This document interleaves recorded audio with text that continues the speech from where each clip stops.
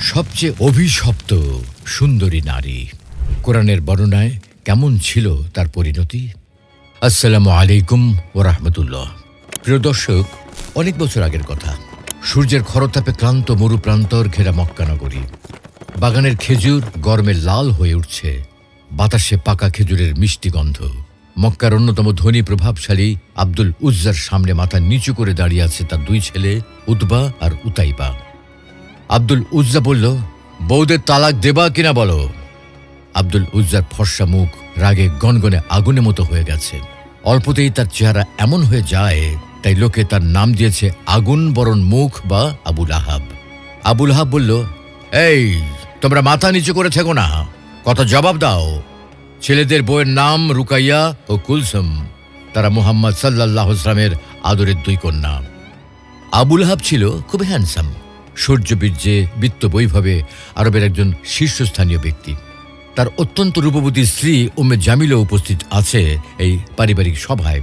সে ছিল তৎকালীন সময়ের ফার্স্ট লেডি, অসম্ভব রূপবতী, যার ফলে তাকে ডাকা হতো উম্মে জামিল বা রূপবতী সুন্দরী নামে। সে অভিজাত বংশীয় নারী, হারব বিন উমাইয়ার কন্যা, আবু সুফিয়ানের বোন। তার একটা ভালো নাম ছিল আরদা, কিন্তু বিখ্যাত সৌন্দর্যের কারণে তাকে উম্মে জামিল বলে সবাই।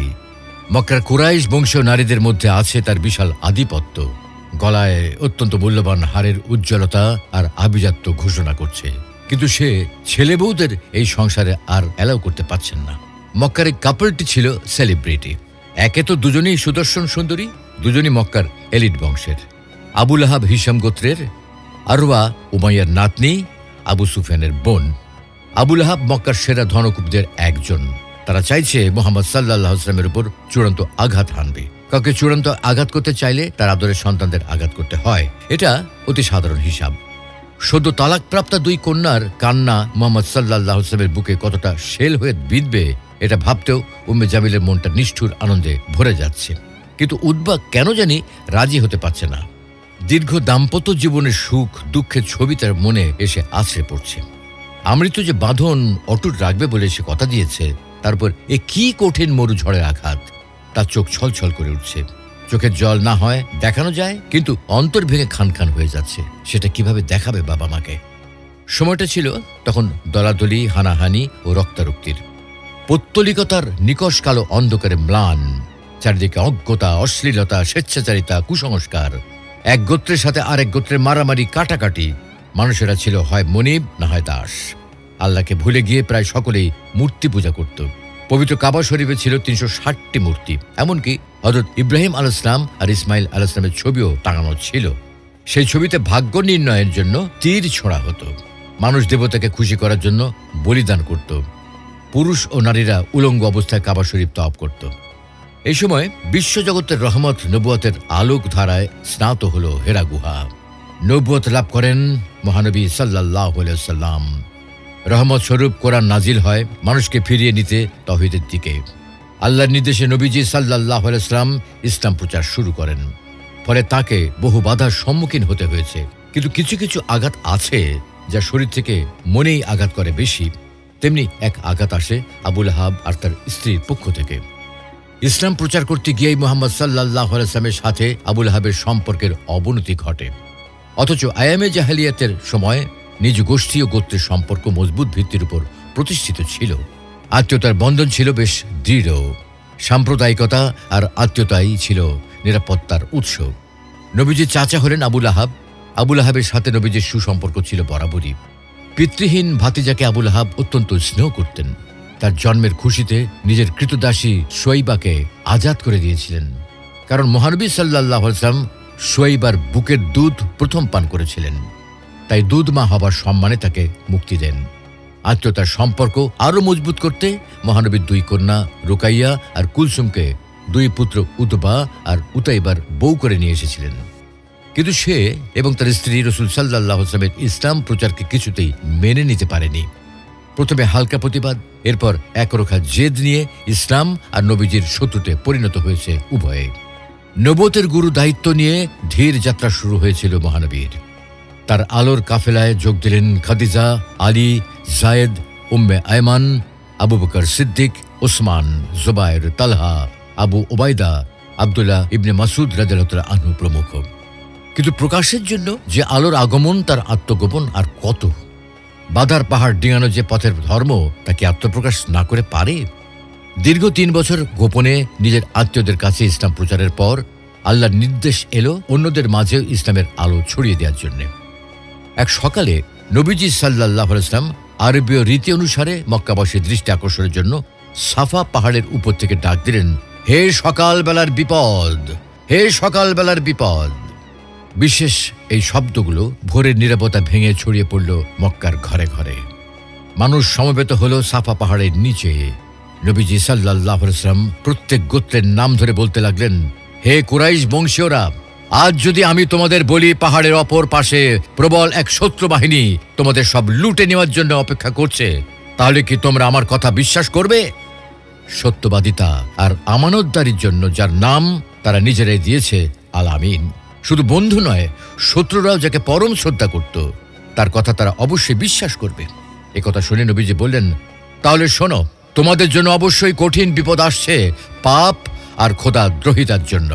আমি উপদেশ নিয়ে এসেছি আল্লাহর পক্ষ থেকে। তোমাদের মঙ্গল হবে না যতক্ষণ না তোমরা স্বীকার করো লা ইলাহা ইল্লাল্লাহ। যুগ যুগান্তরের নীরবতা ভেঙে ইথারের কণায় কণায় কাঁপন জাগিয়েছে এই আওয়াজ, ছড়িয়ে পড়ল চারিদিকে।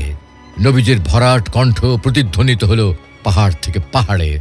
পৃথিবী ব্যাপী জাহেলিয়াতের জমাট অন্ধকার এই আলোর বিস্ফোরণে সাফা পাহাড়ের পাদদেশে দাঁড়িয়ে মক্কাবাসী ছিল নীরব, নিস্পন্দ। নীরবতা ভেঙে প্রতিক্রিয়ার কণ্ঠ জাগ্রত হল। কেউ কিছু বলার আগেই আবু লাহাব বলে উঠল, তোমার সর্বনাশ হোক। একথা বলার জন্যই তুমি কি আমাদের ডেকেছ? অতি আদরের আপন ভাতিজা, সন্তান সম মুহাম্মদ সাল্লাল্লাহু আলাইহি ওয়াসাল্লামকে আঘাত করার জন্য নিষ্ঠুর আবু লাহাব একটা পাথরও তুলে নিয়েছিল। অথচ তার আগে কোনোদিনও সে তাকে অবিশ্বাস করেনি, বরং সেও নবীজিকে আল আমিন বলে ডাকত। কিন্তু এই দিন নয়, আরও দিন আছে। সামনে পড়ে আছে আর অত্যাচারের ক্লান্ত ক্লিষ্ট হয়ে যাবার দিন।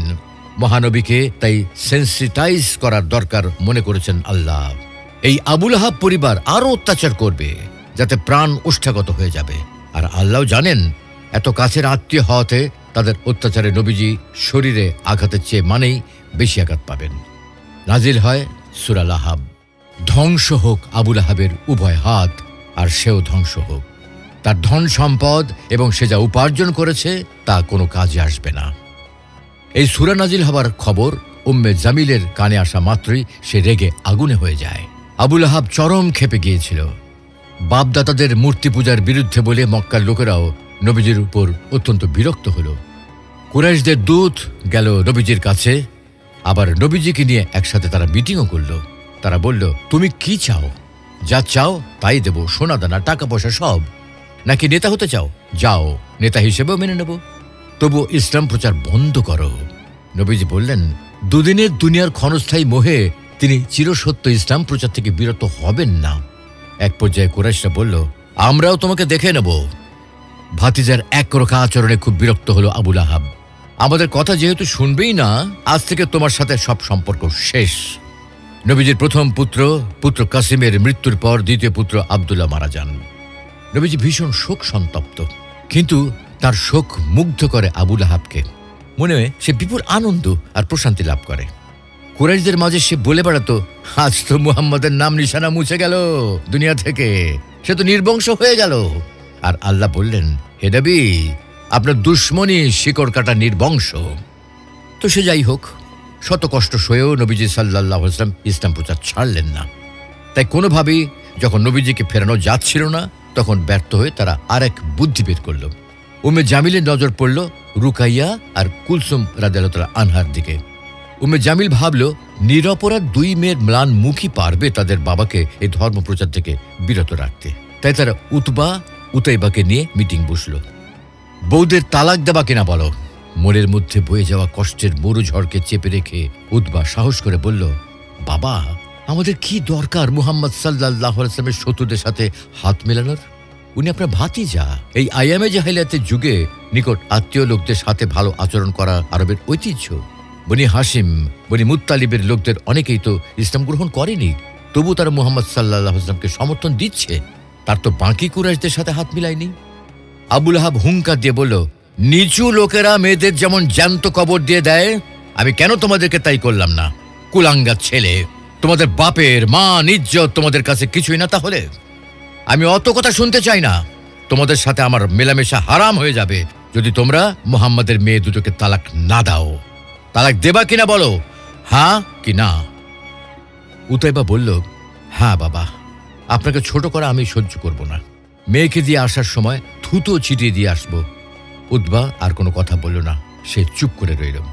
রুকাইয়া আর কুলসুম দুজনেরই তালাক হয়ে গেল, আর উতাইবা ঠিক বর্বরতার সীমা লঙ্ঘন করে গেল। নবীজির সামনে এসে থুতু ছিটিয়ে দিল, যদিও নবীজির গায়ে লাগেনি। একবার ভাবুন তো, কতটা আঘাতপ্রাপ্ত হয়েছিলেন তিনি নিজের এত ঘনিষ্ঠ আত্মীয়দের এই আঘাত পেয়ে। তিনি তো একজন মানুষ, ফেরেশতা তো আর নন। তার মনেও দুঃখ বেদনা লাগে। যতটা আঘাত তারা দিতে চেয়েছে ঠিক ততটাই বুকে এসে লাগলো। তিলে তিলে সুখ দিয়ে সাজিয়ে তোলা সংসার ভেঙে যাওয়ায় কন্যাদের চোখ অশ্রু সজল। নিজের আদরের কন্যাদের উপর এই নিষ্ঠুর আঘাত, পিতা হয়ে এটা সহ্য করা অনেক বেদনাদায়ক। একই সাথে দুই মেয়ের কান্না নবীজির মন বিদীর্ণ করে দেয়। তার উপর উতাইবার এই বেয়াদবি নবীজির সহ্যের সীমা ছাড়িয়ে যায়। অত্যন্ত বেদনাহত হয়ে নবীজির বদদোয়া বেরিয়ে এলো, হে আল্লাহ, আপনার কুকুরদের থেকে একটি কুকুরকে এর ব্যবস্থা নিতে পাঠান। আসলে লাহাব পত্নী উম্মে জামিল ছিল খুবই প্রতিহিংসা পরায়ণ। নবীজিকে সে নানাভাবে কষ্ট দিত, অকথ্য ভাষায় গালিগালাজ করত, কটূক্তি করত, মিথ্যা অপবাদ দিত। নবীজির প্রতি বিন্দু মাত্র মমতা যেন আবুল আহাবের মনে যেন কাজ না করে, সেজন্য যতটা কুটনামি করা লাগে করেছে।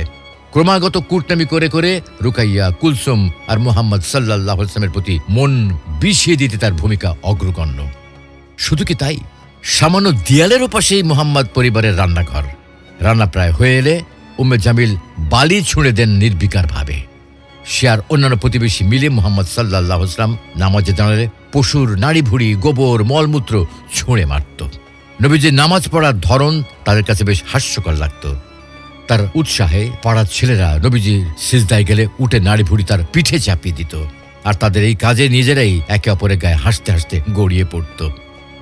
ঘরে থেকে বের হয়ে পা দিলেই মরুর ক্যাকটাসের ধারালো কাঁটা যেন ফুটে যায়, সেই আশায় উম্মে জামিল নবীজির পথে বিছিয়ে রাখত কাঁটা। বড় বড় ধারালো কাঁটাযুক্ত ডালপালা সে নিজে বহন করে আনত। নবীজিকে একটু কষ্ট পেতে দেখলেও তার কলিজা যেন ঠান্ডা হয়ে যায়।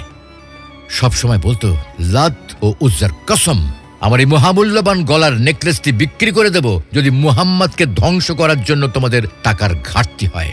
মুসলমানদের মধ্যে নানা রকমের ফিতনা ফাসাদের আগুন জ্বালিয়ে রাখত। উস্কানি দিতে দিতে বিভীষিকাময় যুদ্ধের পরিস্থিতি তৈরি করা ছিল তার চারিত্রিক বৈশিষ্ট্য। আবুল আহাব আর তার স্ত্রী উম্মে জামিলের মধ্যে এত মিল দেখে মনে পড়ে সূরা নূরের ২৬ নম্বর আয়াতের কথা। দুশ্চরিত্র রমণী দুশ্চরিত্র পুরুষের জন্য, এবং দুশ্চরিত্র পুরুষ দুশ্চরিত্র রমণীর জন্য, আর সৎ নারীরা সৎ পুরুষের জন্য এবং সৎ পুরুষেরা সৎ নারীর জন্য। এবার হলো হিসাব মিলানোর পালা। কিছুদিন পর উতাইবা আবুল আহাবের সাথে সিরিয়া যায়। রাত কাটানোর জন্য একটি জায়গায় তাঁবু ফেলে। স্থানীয় লোকেরা এই জায়গায় তাঁবু দেখে ছুটে এসে সাবধান করে দিয়ে যায়, তোমরা এখানে খুব সাবধানে থাকবে, রাতে কিন্তু হিংস্র প্রাণীরা ঘোরাফেরা করে। আবুল আহাবের মন কেঁপে ওঠে। মুহাম্মদ সাল্লাল্লাহু আলাইহি ওয়াসাল্লামের বদদোয়ার কথা মনে পড়ে যায়। উতাইবা নবীজিকে থুতু নিক্ষেপ করার পরের বদদোয়া। সে লোকদের আদেশ দেয় উতাইবার নিরাপত্তা নিশ্চিত করতে। ওরা উটদের নিরাপত্তা বেষ্টনী তৈরির পরিকল্পনা করে। উতাইবার তাঁবুর চারপাশ ঘিরে থাকবে উট। উটগুলো শুয়ে থেকে একটা উটের প্রাচীর তৈরি করবে। নিরাপত্তা ব্যবস্থা তদারকি করে বেশ সন্তুষ্ট হয়ে ঘুমাতে যায়, আর গভীর ঘুমে অচেতন হয়ে গেল। গভীর রাতে একটা বাঘ উটের বেষ্টনী ভেদ করে ভিতরে প্রবেশ করে উতাইবাকে ছিন্ন ভিন্ন করে খেয়ে গেল। আসলে আবুল আহাব যা কিছু উপার্জন করেছে, যা কিছু ব্যয় করেছে, ইসলামের ধ্বংসের পেছনে তা সফল হয়নি। সূরা লাহাব নাজিলের ৭ থেকে ৮ বছর পরেই বদরের যুদ্ধে কুরাইশদের বেশিরভাগ বড় বড় সর্দার নিহত হয়। ভেঙে পড়ে আবুল আহাবের মনোবল। এরপর আবুল আহাব আর বেশি দিন বেঁচে ছিল না। বদর যুদ্ধের মাত্র ১ সপ্তাহের মধ্যে বড় অসহায়ভাবে মারা যায়। তার শরীরে ফুসকুড়ি হয়, যা দেখতে অনেকটা প্লেগ রোগ ও গুটি বসন্তের মতো। করোনার ভয়ে যেমন আমরা রোগীর কাছ থেকে দূরে থাকি, তখনও লোকজন রোগ সংক্রমণের ভয়ে আবুল আহাবের কাছ থেকে দূরে থাকত। পরিবারের সবাই সংক্রমণের ভয়ে তাকে মৃত্যুশয্যায় রেখেই পালিয়ে যায়। মরার পর 3 দিন ধরে কেউ তার লাশের কাছে আসতে সাহস পাচ্ছিল না। লাশ পচে দুর্গন্ধ ছড়াতে থাকে। পচা গন্ধে টিকতে না পেরে সবাই ছেলেদের ধিক্কার দিতে থাকে। শেষমেশ ছেলেরা মজুরির বিনিময়ে কয়েকজন হাবশিকে ভাড়া করল। তারা লাশটি লম্বা লাঠি দিয়ে ঠেলে ঠেলে একটা গর্তে ফেলে মাটি চাপা দেয়। উম্মুল মুমিনিন আয়েশা রাদিয়াল্লাহু তাআলা আনহা আবুল আহাবের দুর্গন্ধযুক্ত পুঁতে ফেলা লাশের পাশ দিয়ে যাওয়ার সময় প্রতীকী প্রতিবাদ হিসেবে নাক ঢেকেও ওই স্থান অতিক্রম করতেন। আর উম্মে জামিল, তার পরিণতি কি হলো? সে শক্ত রশি দিয়ে লাকড়ির আঁটি বাঁধত। একদিন সে এভাবে বাঁধা লাকড়ির আঁটি মাথায় নিয়ে পাথরের উপর বসে বিশ্রাম নিচ্ছিল। এমন সময় একজন ফেরেশতা সেখানে উপস্থিত হয়ে তার লাকড়ির আঁটিটি ধাক্কা দিয়ে ফেলে দেয়। ফলে তার গলায় ফাঁস লেগে যায় এবং সে সেই অবস্থাতেই মারা যায়। আল কোরআনে তাকে উল্লেখ করা হয়েছে কাঠ বহনকারী, নেকলেসধারী, গুনাহের বোঝা বহনকারী বলে। সে রসুলের নাম ব্যঙ্গ করে বলতো মুজাম্মাম বা নিন্দিত। নাউজুবিল্লাহ। সে রসুল সাল্লাল্লাহু আলাইহি ওয়াসাল্লামকে শারীরিক এবং মানসিক দুভাবেই কষ্ট দিত। তাই স্বামীর পাশাপাশি তাকেও বলা হয়েছে তার স্থান হবে জাহান্নামের লেলিহান আগুনে। কোন কোন তাফসিরে আছে সে বরং জাহান্নামে লাকড়ি বহন করে তার স্বামীর উপর নিক্ষেপ করবে, যাতে আগুন আরো প্রজ্বলিত হয়। দুনিয়াতে সে যেমন স্বামীকে সাহায্য করত, জাহান্নামেও সে স্বামীকে আগুনে পুড়তে সাহায্য করবে। সুপ্রিয় দর্শক, সূরা লাহাব হলো একটি সতর্কবার্তা। যারা ইসলামের বিরুদ্ধে আচরণ করবে, যারা ইসলামের ক্ষতি করতে চাইবে, তাদের আখিরাতে কি পরিণতি হবে এবং দুনিয়ায় কি ক্ষতি হবে সেটার উদাহরণ হলো আবু লাহাব ও তার স্ত্রী। যারা টাকা পয়সা, ডলার, পাউন্ড ব্যয় করছে ইসলামের নাম নিশানা পৃথিবী থেকে মুছে ফেলার জন্য, একদিন তাদেরই নাম নিশানা মুছে যাবে, কিন্তু ইসলামের পতাকা ঠিকই পতপত করে উড়বে।